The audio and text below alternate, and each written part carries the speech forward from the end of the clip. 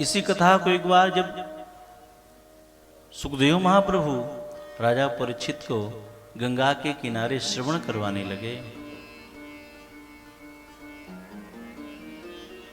तो देवलोक के निवासी देवता आज अमृत का कलश लेकर के आए।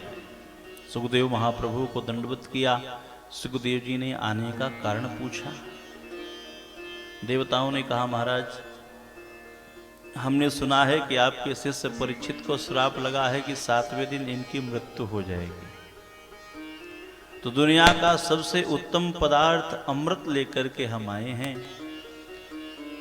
आप इसे अपने शिष्य को पिला दीजिए, तो इन्हें जो मृत्यु का भय है 7वें दिन का, कि 7वें दिन ये जो मरने वाले हैं ये भय समाप्त हो जाएगा।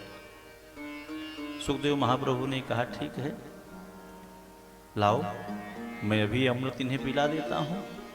पर देवताओं ने कहा, महाराज इस अमृत के बदले हम आपसे कुछ चाह रहे हैं।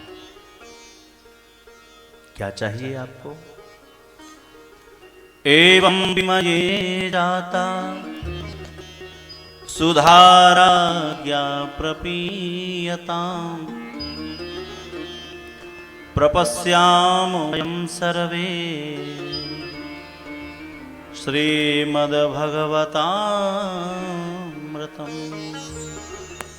हे भगवान, इस अमृत के बदले हम आपसे भागवत की कथा चाह रहे हैं, भागवत की कथा सुनना चाह रहे हैं, वो आप हमें दे दो। सुखदेव महाप्रभु हंस पड़े देवताओं की बात सुन करके। सुखदेव महाप्रभु कहते हैं, वारे निठल्य देवताओं, आज तो तुम कमाल का सौदा करने आ गए हैं। बड़े अच्छे सौदागर बन के आए हो। को सुधा को कथा लोके को क्वाचा को मणिर महान। अरे तुम्हारा ये जो अमृत है ये कांच के मणि के जैसा है, और हमारी जो ये भागवत है ये शुद्ध मणि है, तो कभी इसका अदला बदली हो नहीं सकता है, हैं? तुम कांच की मणि देख करके हमसे वास्तविक मणि लेना चाहते हो, कैसे हो सकता है?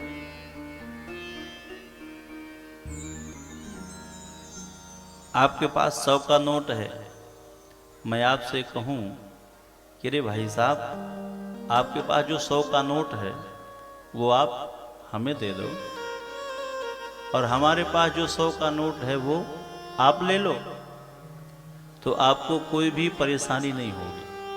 100 रुपए दे रहे हैं तो 100 रुपए ले रहे हैं, कोई दिक्कत नहीं होगी। ये होगी? नहीं होगी।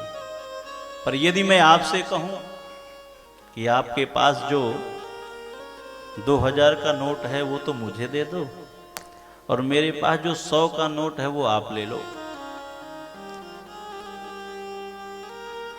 तो आप क्या ये स्वीकार करेंगे? कभी नहीं स्वीकार करेंगे। सुखदेव महाप्रभु कहते हैं कि अरे देवताओं, ये जो तुम्हारा अमृत है ये तो 100 रुपए की नोट है, और हमारी जो ये भागवत की कथा है ये 2000 की नोट है, कभी भी इसका अदला बदली नहीं हो सकता है। ब्रह्मरातो विचारे पम तदा देवांजहासः। आज देवताओं को सुखदेव महाप्रभु ने फटकार करके भगाया है। चलो भागो यहां से। कथा का सौदा करने के लिए आए हो, सौदागर बन के आए हो। ये कथा तो अनमोल है, इसका कोई मोल है ही नहीं।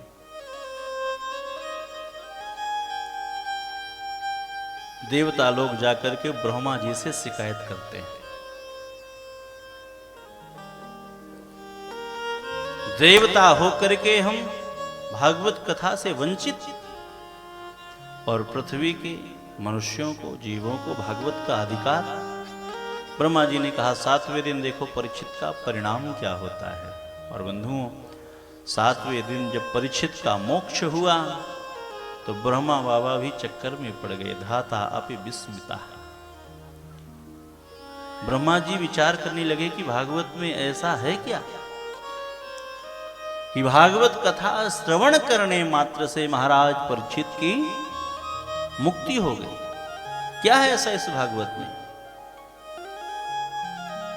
तो आज बाबा ने ब्रह्मलोक में तराजू लगाया। एक पलड़े पर समस्त धर्म शास्त्रों को रखा है और एक पलड़े पर भागवत की कथा रखी। और जिस पलड़े पर भागवत की कथा रखी है बंधुओं, आज वो पलड़ा भारी पड़ गया। ब्रह्मा जी घोषणा करते हैं कि भैया भागवत कोई साधारण पोथी नहीं है, ये साक्षात श्री हरि का स्वरूप है। तेने अम्बांगमयी मूर्ति प्रत्यक्षा वर्तते हरे।